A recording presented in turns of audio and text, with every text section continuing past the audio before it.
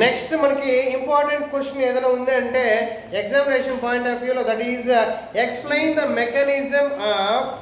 Mechanism by which HIV multiplies and leads to AIDS అని అంటాడు. ఇక్కడ ఏం లేదు నాన్న, ఇక్కడ మెయిన్గా మనం చేయాల్సిన వర్క్ ఏంటంటే ఆ హెచ్ఐవి ఎలా ఎయిడ్స్కి దారి తీస్తుంది అనేది. First of all HIV AIDS రెండింటికి తేడా ఏంటంటే, హెచ్ఐవి అంటే human immuno deficiency virus. Human immuno deficiency virus. ఇక్కడ చూడన్నా, ఒక వైరస్ వల్ల వచ్చేటటువంటి వ్యాధి పేరు AIDS, acquired immuno deficiency syndrome.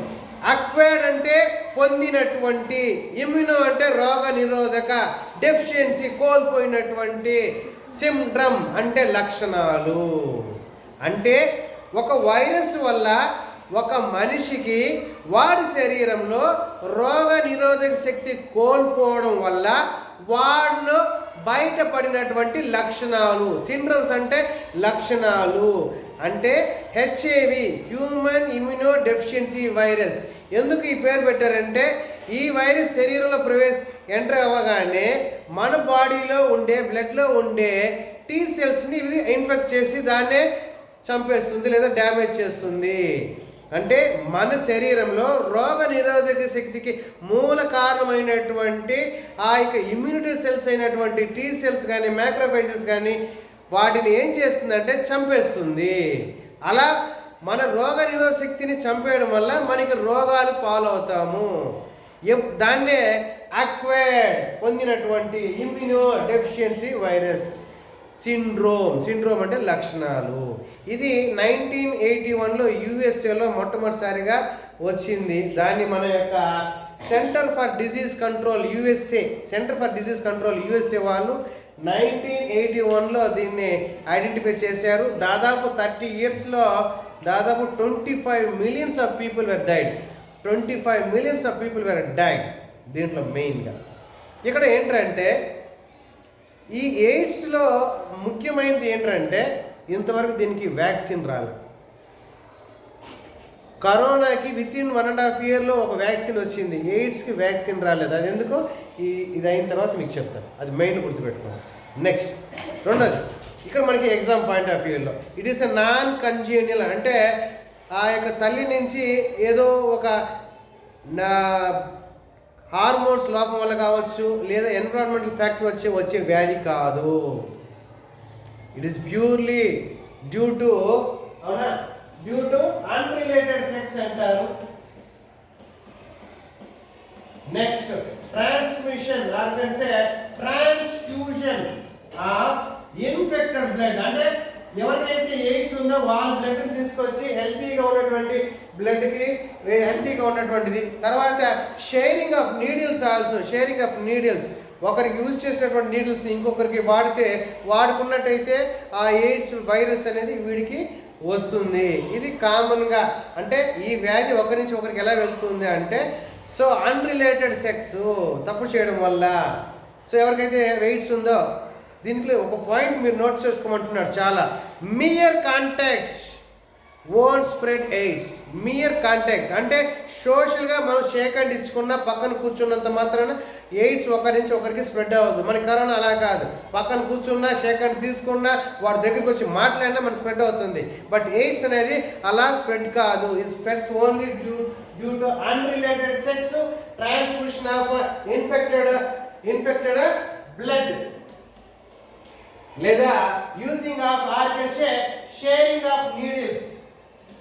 Of needles కావచ్చు, లేదా మదర్ నుంచి చైల్డ్ డ్యూరింగ్ డెలివరీ. అంటే మదర్ నుంచి చైల్డ్కి, అంటే ఏ విధంగా ఒకరి నుంచి ఒకరికి స్ప్రెడ్ అవుతుందని అర్థమైంది. ఎంతమంది చచ్చారని అర్థమైంది. ఎప్పుడు పుట్టింది, అమెరికాలో పుట్టింది, 1981లో పుట్టింది. 25 millions ఆఫ్ పీపుల్ చచ్చిపోయినారు. ఇంతవరకు దీనికి వ్యాక్సిన్ అయితే లేదు. ఇప్పుడు దీని స్ట్రక్చర్ గురించి చెప్పాలనుకుంటే, స్ట్రక్చర్లో మనకి మెయిన్గా ఉండేది ఏంటంటే, దీంట్లో 2 సింగిల్ స్టాండ్ దీనికి రివర్స్ ట్రాన్స్క్రిప్టేజ్ అనే ఎంజైమ్ ఉంది. So single standard RNA with along with enzyme ఉంది, రివర్స్ ట్రాన్స్క్రిప్టేజ్ అనే ఎంజైమ్, రివర్స్ ట్రాన్స్క్రిప్టేజ్ అనే ఎంజైమ్ ఉంది.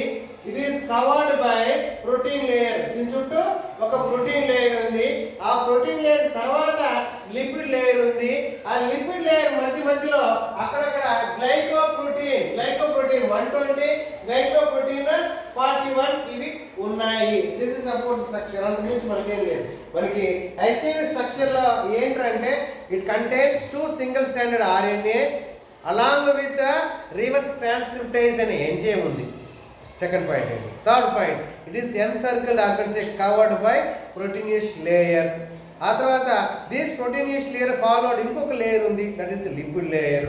ఈ లిపిడ్ లేయర్లో గ్లైకోప్రోటీన్స్ అనేవి ఎంబెడెడ్ అంటే అక్కడక్కడ ఉన్నాయి. చూడండి, ఇది మొత్తం లిపిడ్ లేయర్. ఈ లిపిడ్ లేయర్లో మధ్య ఏమున్నాయి? గ్లైకోప్రోటీన్ 40 41 అంటే 120 ఉంది. ఇది అక్కడ. ఇప్పుడు మనకి క్వశ్చన్కి వచ్చేస్తాం. క్వశ్చన్లో ఏంటది మెకానిజం ఏంటి? ఒక వైరస్ మన బాడీలోకి ఎంటర్ అవుతుంది, అంటే బ్లడ్లోకి ఎంటర్ అయిపోయింది. సో TH సెల్స్ కానీ మ్యాక్రోఫేజెస్ కానీ అవి dendritic cells. TH cells, macrophages, dendritic సెల్స్లోకి ఎంటర్ అయిన తర్వాత అది ఏమి చేస్తుందంటే, ఇక్కడ చూడండి, మనకి ఒక వాస్తవం తెలుసు, ట్రాన్స్క్రిప్షన్ అంటే తెలుసు. ట్రాన్స్క్రిప్టేషన్ అంటే ఏంటి? ఒక DNA నుంచి ఒక RNA రావడము.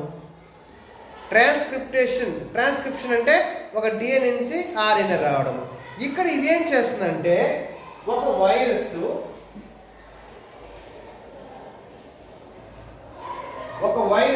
ఇది వైరస్ అనుకోండి. ఈ వైరస్ ఒక సెల్లోకి వచ్చింది. దీంట్లో ఉండే సింగిల్ స్ట్రాండ్ RNA ఇక్కడికి వచ్చింది, అవునా?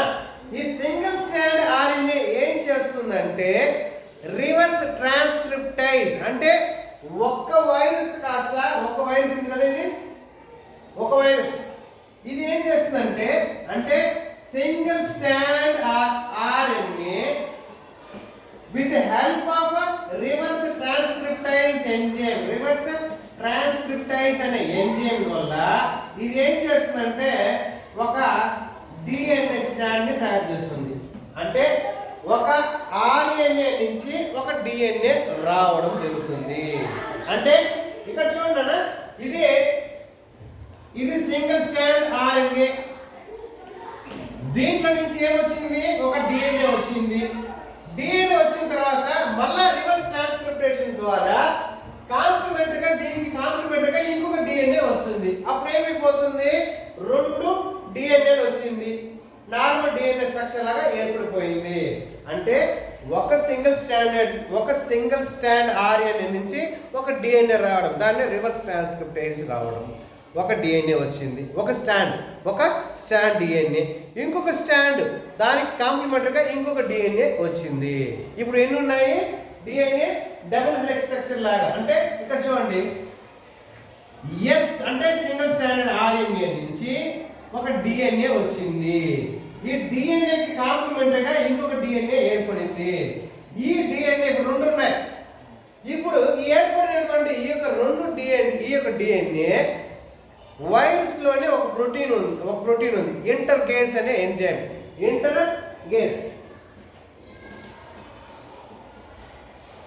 ఈ ఎంజైమ్ ఏం చేస్తుందంటే, ఇప్పుడు ఏర్పడినటువంటి ఆ యొక్క డబుల్ స్టాండర్డ్ DNAని, ఆ ఫ్రాగ్మెంట్ DNAని ఆ యొక్క సెల్ లోపలికి, ఏది ఆ TH సెల్ ఉందని చెప్పాం కదా, ఇక్కడ చూడండి, ఇది ఒక పెద్ద సెల్ అనుకున్నా, పెద్ద సెల్గా వెళ్దాం. ఒక్క సింగిల్ స్టాండ్ RNA వచ్చింది. ఈ RNA నుంచి ఒక DNA వచ్చింది. దీనికి కాంప్లిమెంటరీగా ఇంకొక DNA ఏర్పడింది. ఏర్పడే DNA ఆ యొక్క సెల్ లోపల ఉండే న్యూక్లియస్ లోకి వెళ్తుంది. ఆ యొక్క న్యూక్లియస్ లో ఆల్రెడీ ఉన్నటువంటి ఆ యొక్క డబుల్ స్టాండర్డ్ DNA లో ఈ DNA కలుస్తుంది. అది అక్కడ జరుగుతున్నటువంటి ప్రాసెస్. ఇది ఒక HIVలోనే ఈ డిఫరెంట్ ప్రాసెస్. మన కరోనా అలా కాదు, ఒక వైరస్ లోపలికి వెళ్ళింది, అది రిప్లికేట్ అవుతుంది, లేదా దాని ఏమంటారంటే మల్టిప్లికేషన్ అవుతుంది. ఇక్కడ ఇది అలా కాదు, దాని యొక్క RNA that is single strand RNA డిఎన్ఏగా మారడము, ఆ డిఎన్ఏ కాస్త ఒరిజినల్ హ్యూమన్ బాడీలో ఉండేటటువంటి టీహెచ్లో ఉండేటటువంటి న్యూక్లియస్లో ఉండే ఆ డబుల్ స్టాండర్డ్ డిఎన్ఏలోకి కలిసిపోతుంది. ఇక్కడ చూడండి, ఇదేంటిది మన యొక్క నార్మల్ డిఎన్ఏ. ఈ యొక్క నార్మల్ డిఎన్ఏలో ఈ యొక్క వైరల్ డిఎన్ఏ ఇక్కడ వచ్చేసింది, దీంట్లో కలిసిపోతుంది, అవునా? సో దీంట్లో కలిసిపోయిన తర్వాత ఏమైపోతుందంటే ఇప్పుడు మామూలు ట్రాన్స్క్రిప్టేషన్ పద్ధతిలో ఆ డిఎన్ఏ ఏం చేస్తుంది, ఆర్ఎన్ఏని రిలీజ్ చేస్తుంది.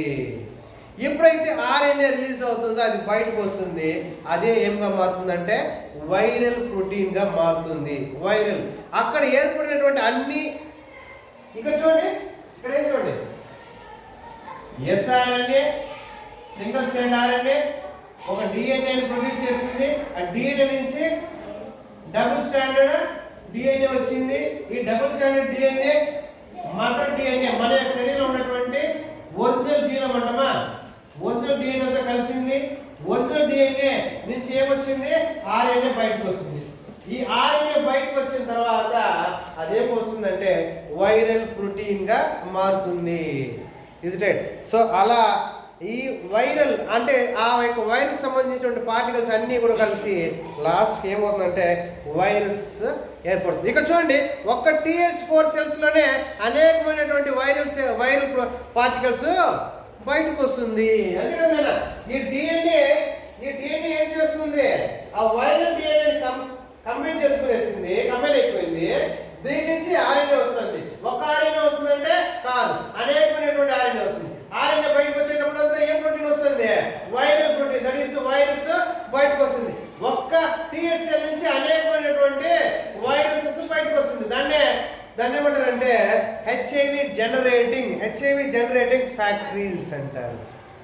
వైరస్ జనరేటింగ్ అంటే మన బాడీనే ఆ వైరస్ జనరేటింగ్ ప్రొడ్యూస్ చేస్తుంది. ఇక్కడ చూడండి, ఇక్కడ ఏం జరుగుతుందంటే అక్కడ డిఎన్ఏగా అది మిక్స్ అయింది. అంటే వైరస్ డిఎన్ఏ మన డిఎన్ఏతో మిక్స్ అవ్వడం వల్ల కొత్తగా వైరస్ పార్టికల్స్ మన బాడీనే ప్రొడ్యూస్ చేస్తుంది. అది కాదు ప్రొడ్యూస్ చేయడము, మన బాడీనే ప్రొడ్యూస్ చేస్తుంది. మన బాడీ అలా ప్రొడ్యూస్ చేసేటప్పుడు డిఫరెంట్ టైప్స్ ఆఫ్ ఆ యొక్క సర్ఫేస్ స్ట్రక్చర్స్ డిఫరెంట్గా ఏర్పడుతున్నందువల్ల వ్యాక్సిన్ కనిపెట్టలేకపోతున్నారు. అంటే హెచ్ఐవి వైరస్ యొక్క సర్ఫేస్ కాన్స్టెంట్గా సర్ఫేస్ స్ట్రక్చర్ మారుతూ ఉంటుంది. ఒక నిర్దిష్టమైనటువంటి స్ట్రక్చర్ దానికి ఉండదు. కాబట్టి మనము ఇంతవరకు దానికి వ్యాక్సిన్ కనిపెట్టలేకపోయాము. కారణం ఏంటంటే మన బాడీలో ఉండే సెల్స్ ఆ మన బాడీలో ఉన్నటువంటి డిఎన్ఏతో అది మిక్స్ అయిపోవడం వల్ల. ఇక్కడ 2 పాయింట్లు చూడండి. ఫస్ట్ పాయింట్ ఏంటంటే అది ఒక TH ఇన్ఫెక్ట్ చేసింది. TH నుంచి కొన్ని వేల సంఖ్యలో వైరల్ పార్టికల్స్ వచ్చింది. వేల సంఖ్యలో వైరల్ పార్టికల్స్ ఇంకా మిగతా వైరల్ దట్ ఈస్ ఇంకా వేల సంఖ్యలో ఉన్నటువంటి TH ఇన్ఫెక్ట్ చేస్తుంది. ఇలా TH ఇన్ఫెక్ట్ చేసుకుంటూ పోతూ ఉంటే మన శరీరంలో రోగ నిరోధక శక్తి ఏమైపోతుంది, క్షీణించిపోతుంది. క్షీణించిపోయినప్పుడు ఏమి జరుగుతుందంటే మనకి అవలీలుగా ఈజీగా మంచినీళ్ళు తాగితే కూడా జలుబు వస్తుంది. అంటే a normal person who can sustain small infection, these fellows can't sustain. They have to be admitted either hospital or they will die. Tap నీళ్ళు మనం తాగుతాము, ఆ ట్యాప్ నీళ్ళలో కొన్ని వేల సంఖ్యలో బ్యాక్టీరియాలు ఉంటాయి. మనం తాగుతాము, మనకి ఏమీ కాదు. బట్ వాడు తాగాడంటే వాడికి ఇమ్మీడియట్గా జ్వరము, మొత్తం వామిటింగ్ మొత్తం జరిగిపోతుంది. ఎందుకంటే వాడి బాడీలో ఉండేటటువంటి రోగనిరోధక శక్తి పనిచేయలేదు. ఇమ్మీడియట్గా ఆ యొక్క బ్యాక్టీరియా మల్టిప్లికేషన్ జరిగి వాడికి రోగాన్ని కలుగు చేస్తుంది. అది అక్కడ జరుగుతున్నటువంటి ప్రాసెస్. సింపుల్గా 4 మార్క్స్ క్వశ్చన్కి ఏం లేదు. ఈ వైరస్ లోపలికి వస్తుంది, సింగిల్ స్టాండ్ RNA ఉంటుంది. రివర్స్ ట్రాన్స్క్రిప్టర్స్ పద్ధతిలో సింగిల్ స్టాండ్ కాస్త ఇంకొక DNA ఏర్పడుతుంది. ఆ DNAకి కాంప్లిమెంటరీగా ఇంకొక DNA ఏర్పడుతుంది. 2 DNA ఏర్పడిన తర్వాత దీంట్లో ఇంటర్గేస్ అంటే వైరల్ దాని ఏమంటారంటే లేదా దాన్ని ప్రో వైరస్ అంటారు. దాన్ని ప్రో వైరస్ అంటే ఆ యొక్క వైరస్లోనే ఈ ఎంజైమ్ ఇంటర్కేస్ అనే ఎంజైమ్ ఉంది. ఇదేం చేస్తుందంటే డబుల్ స్టాండర్డ్ డిఎన్ఏ తీసుకొచ్చి దీంట్లో కలిపేయడము, ఇది కంటిన్యూస్గా ప్రొడ్యూస్ చేయడము. అంతే అక్కడ జరుగుతున్నటువంటి పాయింట్. మీకు ఎగ్జామినేషన్ పాయింట్ ఏలో అంతేనా నాన్న? దీంట్లో మనకి సిమ్టమ్స్ అనేది ఏంటంటే ఒక్కొక్కసారి ఎవరికైనా వైరస్ సోకితే 5 to 10 years వరకు కూడా వాళ్ళకి ఎటువంటి సిమ్టమ్స్ బయటపడదు. కారణం ఏంటంటే మన బోన్ మ్యారో ఏం చేస్తుంది, కాన్స్టెంట్గా ఏం చేస్తుంది, ఆ యొక్క టీ సెల్స్ని ప్రొడ్యూస్ చేస్తూ ఉంటుంది. అవునా కదా? మన యొక్క స్టెమ్ సెల్స్, బోన్ మ్యారోలో ఉండే స్టెమ్ సెల్స్ ఏం చేస్తున్నాయి, రోగ నిరోధక శక్తి కావాల్సినటువంటి ఆ యొక్క టీ సెల్స్ని, మ్యాక్రోఫేజెస్ని ప్రొడ్యూస్ చేస్తూ ఉంటాయి. మనం ఎనర్జీగా ఉన్నాము, హెల్తీగా ఉన్నప్పుడు అవి ఒకవేళ చనిపోయే తక్కువ, ఉత్పత్తి అది ఎక్కువ ఉన్నప్పుడు సిమ్టమ్స్ ఏది బయట పడదు. ఇంకో కాన్సెప్ట్ ఏంటంటే దీన్నే విండో పీరియడ్ అని కూడా అంటారు. విండో పీరియడ్ అంటే నువ్వు బ్లడ్ టెస్ట్ చేసావనుకో అంటే నీ శరీరంలో వైరస్ వచ్చింది, అవునా, నెక్స్ట్ రోజు నువ్వు బ్లడ్ టెస్ట్ చేస్తే నీ బాడీలో వైరస్ కనపడదు. దాన్నే విండో పీరియడ్ అంటే విండో పీరియడ్లో నీ బాడీలో యాంటీబాడీస్ కానీ యాంటీజెన్ కానీ రెండు కూడా కనపడదు. దాన్నే విండో పీరియడ్ అంటారు. నెక్స్ట్ ఎప్పుడు ఐడెంటిఫై అవ్వచ్చు అంటే 15 రోజుల నుంచి లేదా 4 నెలల టైంలో నువ్వు బ్లడ్ టెస్ట్ చేస్తే అప్పుడు ఒకవేళ నీకు హెచ్ఐవి ఇన్ఫెక్షన్ అయిందో లేదో అనేది తెలుస్తుంది. దాన్నే ఎలీషా టెస్ట్ ఉంది. ఆ ఎలీషా టెస్ట్ మీకు లాస్ట్ చాప్టర్లో చాలా ఇంపార్టెంట్ క్వశ్చన్. ఎలీషాలో డైరెక్ట్ ఇండైరెక్ట్ ఉంది, అది మీకు తెలుస్తుంది.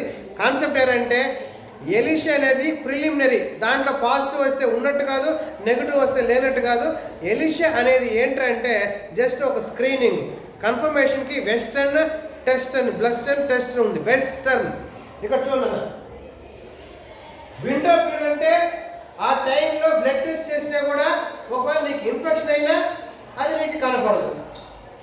సో అది ఎన్ని రోజులు, 15 నుంచి 44 months వరకు ఒక్కోసారి ఉండకపోవచ్చు. ఆ తర్వాత ఎక్స్పోజ్ అయిన 15 to 4 months లోపల నువ్వు బ్లడ్ టెస్ట్ కానీ చేసినట్టయితే ఇన్ కేస్ అప్పుడు ఆ యొక్క టెస్ట్లో మీకు బయటపడవచ్చు హెచ్ఐవి ఇన్ఫెక్షన్ ఉంది. దీంట్లో ఫస్ట్ ఎలీషా టెస్ట్ చేస్తారు, అది జస్ట్ స్క్రీనింగ్ మాత్రమే. ఆ తర్వాత నెక్స్ట్ వెస్టర్న్ టెస్ట్తో కన్ఫర్మ్ చేస్తారు. ఎలాగైతే స్క్రీనింగ్ అంటే ఏం లేదు నాన్న, నీకు జబ్బు, నీకు జ్వరం ఉందా, జలుబు ఉందా, తలనొప్పి ఉందా అని అడుగుతారు. ఆ 3 ఉన్నాయా, అప్పుడు సస్పెక్ట్ చేస్తారు ఒకవేళ నీ కరోనా ఉండొచ్చు అని. ఇవేమీ లేదు అంటే అప్పుడు కూడా ఏమి చెప్తారు, నీ కరోనా లేదు అని కూడా చెప్పొచ్చు, ఉంది అని చెప్పొచ్చు. ఎందుకంటే కరోనా మనకు తెలుస్తుంది కదా, ఉన్నవాడికి అదే ఉండుతుంది కన్ఫర్మ్ లేదు, లేని వాడికి లేదు కన్ఫర్మ్ లేదు. కారణం ఏంటంటే జలుబు జ్వరం అనేది కరోనా వైరస్ వల్లే కాదు, అనేకమైనటువంటి వైరస్ వల్ల కూడా వస్తుంది. కాబట్టి అది ఉందా లేదా అనేది ఆ టెస్ట్ కాకుండా ఆర్టీపీసీఆర్ టెస్ట్తో కరోనా కన్ఫర్మ్ చేస్తారు. అలాగే వెస్టర్న్ బ్లాట్ టెస్ట్ అని ఒకటి ఉంది, దాంతో హెచ్ఐవి టెస్ట్ అని చేస్తారు. ప్రివెన్షన్ ముందు చెప్పాను కదా, ప్రివెన్షన్ అన్రిలేటెడ్ సెక్స్ని అవాయిడ్ చేయడము, ప్రాపర్గా బ్లడ్ని టెస్ట్ చేసిన తర్వాత బ్లడ్ ఎక్కించుకోవడము, నీడిల్స్ని షేర్ చేసుకుండా పోవడము.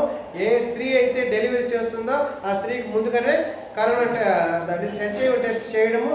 హెచ్ఐవి టెస్ట్లో నెగిటివ్ వస్తేనే ఆ తర్వాత ఆ స్త్రీని డెలివరీకి పంపించడము. అవి చేస్తే ఆ ఎయిడ్స్ పురోగతి అనేది తగ్గుదల వస్తుంది. ఎయిడ్స్కి వ్యాక్సిన్ లేదు, ప్రివెన్షన్ మాత్రమే.